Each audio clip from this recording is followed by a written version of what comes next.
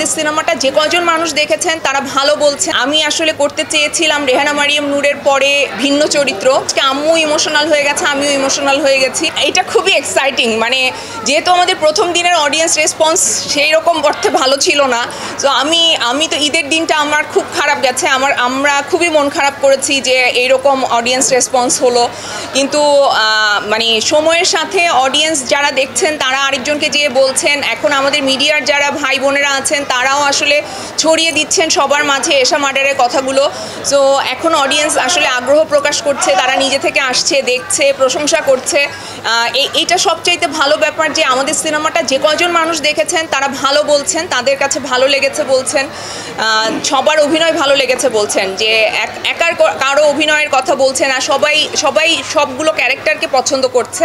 So এটা অবশ্যই অনেক ভালো একটা ব্যাপার। আমি আসলে একটু ভয়েই ছিলাম যে মানে হয় না যে আমি চেয়েছিলাম যে আমার লাইফে যাতে এই ট্যাগটা কখনো না লাগে যে আমি শুধু রেহানা মারিয়াম নূরের মতো সিনেমাই করতে পারি। আমি আসলে করতে চেয়েছিলাম রেহানা মারিয়াম নূরের পরে ভিন্ন চরিত্র। সেই সূত্র ধরে আমি করেছি রবীন্দ্রনাথ এখানে কখনো খেতে আসেনি, আমি করেছি গুটির মতো সিরিজ, আমি করেছি খুফিয়ার মতো সিনেমা, যেটা মানে বলিউডের একজন বিশাল মানে ডিরেক্টর বিশাল ভারদ্বাজের।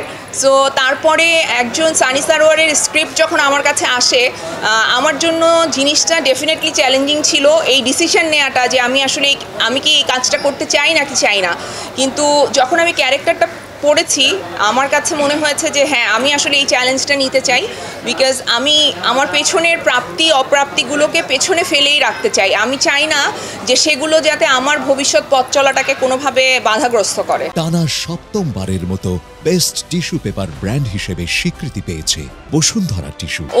ওর সাথে যখন আমার প্রথম দেখা হয় আমি শিওর ছিলাম না যে ও কেমন করবে।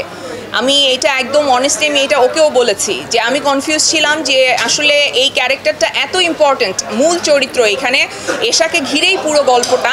সো এই ক্যারেক্টারটা অনেক ইম্পর্ট্যান্ট, এই ক্যারেক্টারটা যে করবে তাকে আসলে অভিনয়টা জানতে হবে। তো পরে আমি ওর সম্পর্কে জানি যে ও থিয়েটার থেকে আসছে, ওর ট্রেনিং আছে অভিনয়ের উপরে। আর যখন আমি কাজ করতে গেলাম সময়ের সাথে আমি দেখলাম যে এই মেয়েটার আসলে চেষ্টা আছে প্রচণ্ডভাবে, জানার চেষ্টা, শেখার চেষ্টা এবং কাজটা ঠিকমতো করার চেষ্টা। সো আসলে যেই মানুষের মধ্যে এতগুলো গুণ আছে তার কাজটা তো ভালো হবে, এবং সেটা কিন্তু পর্দায় দেখা গেছে। পর্দায় এশাকে আমি এখন তো ওর নাম এশাই হয়ে গেছে, সবাই ওকে এশা বলে ডাকছে। সো পূজা পর্দায় এশাই হয়ে উঠতে পেরেছে এবং সবাই আসলে ওকে ভীষণ পছন্দ করছে। আমি রিভিউগুলোতে দেখছিলাম যে সবাই আলাদা করে ওর কথা বলছে, ওর অ্যাক্টিং, ওর সব কিছু নিয়ে কথা বলছে। আর আমি ব্যক্তিগতভাবে আমার ভীষণ ভালো লেগেছে যে আমাদের ইন্ডাস্ট্রিতে আসলে এমন মেয়েরা এখন কাজ করতে আসছে যাদের শেখার ইচ্ছা আছে, জানার ইচ্ছা আছে, কাজ করতে চায়। এবং এশা চরিত্রে পূজা অনেক অনেক ভালো করেছে। সেটা আপনারা আমাদের মানে আমার মা তো অনেক ইমোশনাল, আমিও, আমার জেনেটিক্যালি আমরা ইমোশনাল ফ্যামিলি। সো আমার মা এবং আমরা দুজনেই খুবই ইমোশনাল হয়ে গেছি। বিকজ আমার মা তো আমার লাইফের পুরো জার্নিটা জানে। সো যখন আমি আসলে কোনো কিছু অ্যাচিভ করি, যখন আমি কিছু তো ভালো করি, আমার মা আসলে ওই ট্রমাগুলোর কথাই হয়তো তার প্রথম মনে হয়।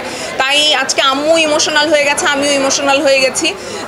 সো আম্মু, আমার মেয়ে সবাই খুব পছন্দ করেছে, আমার ভাই দেখেছে, আমার ভাইয়ের পরিবারের অনেকে দেখেছে, আমার ভাইয়ের বউ ছিল, আমার ভাইয়ের বাচ্চারা ছিল।